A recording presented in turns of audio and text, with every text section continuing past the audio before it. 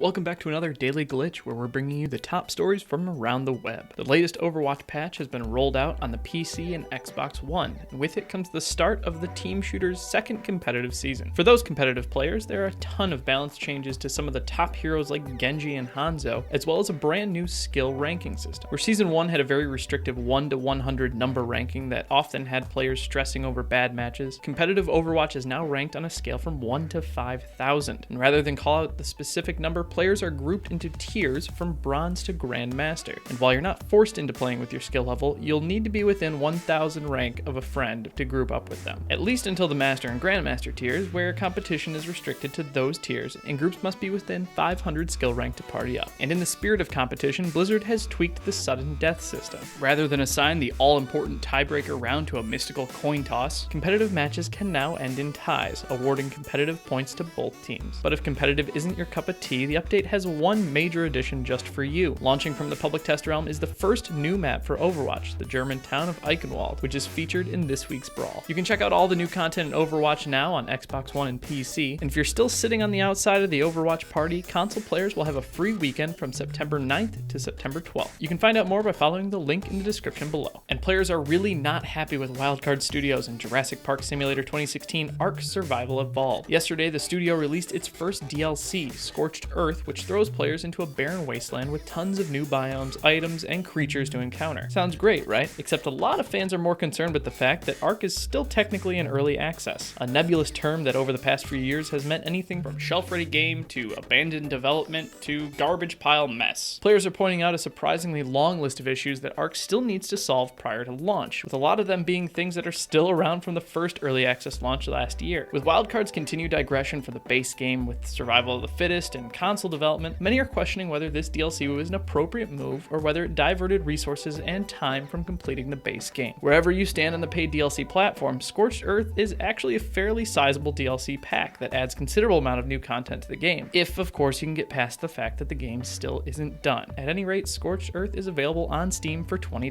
But where do you stand on early access DLC? Let us know in the comments below, and if you'd like to stay up on all the latest gaming news, subscribe to our channel and follow us on Twitter at GlitchFeed.